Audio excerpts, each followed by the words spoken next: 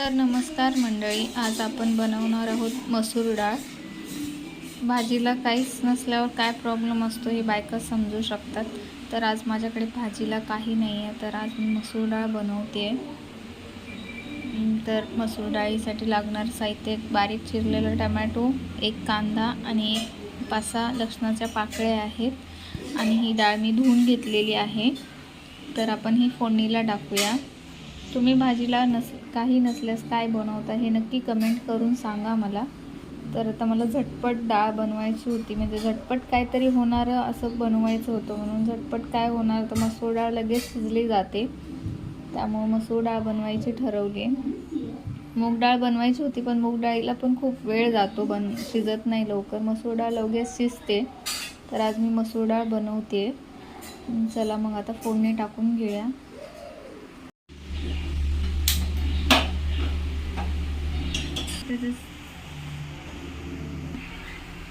दोन माप तेल टाकून घेऊया। थोडीशी मोहरी, थोडेसे जिरं, बारीक चिरलेला कांदा हे परतून घेऊया।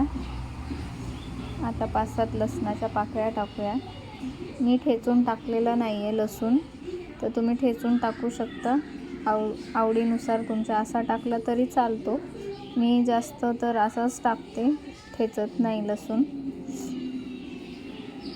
असं पण छान टेस्ट येतो लसणाचा।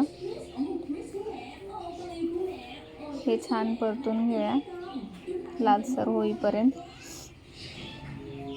तर हे आपला कांदा लालसर झालेला आहे, त्याच्यात लाल तिखट आवडीनुसार, चवीपुरतं मीठ आणि हळद हे परतून घेऊया छान।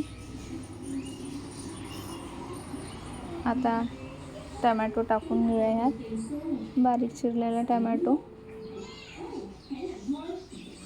हे छान तेलात एकजीव होईपर्यंत परतवायचं, थोडंसं ठेवायचं टोमॅटो मऊ होईपर्यंत। हे बघा, आपला टोमॅटो छान भाजलेला आहे तेलामध्ये। तर आता डाळ टाकून घेऊया।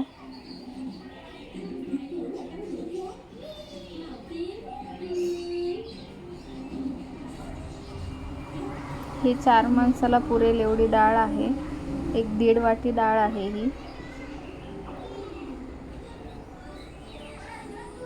1 ग्लास पाणी टाकून घ्या, 1-1.5 ग्लास पाणी लागेल आपली डाळ शिजायला।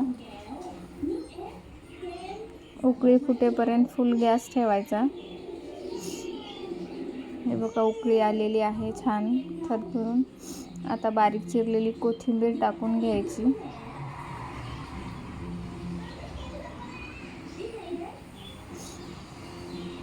ही आपली कोथिंबीर टाकून झालेली आहे।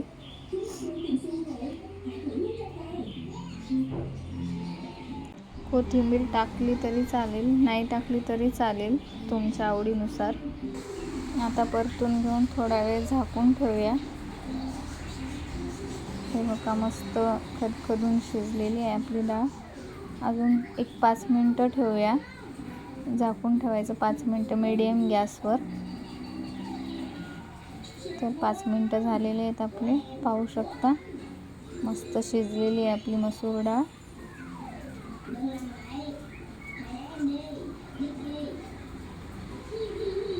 तर कशी वाटली आमची ही रेसिपी झटपट होणारी, नक्की सांगा कमेंट करून।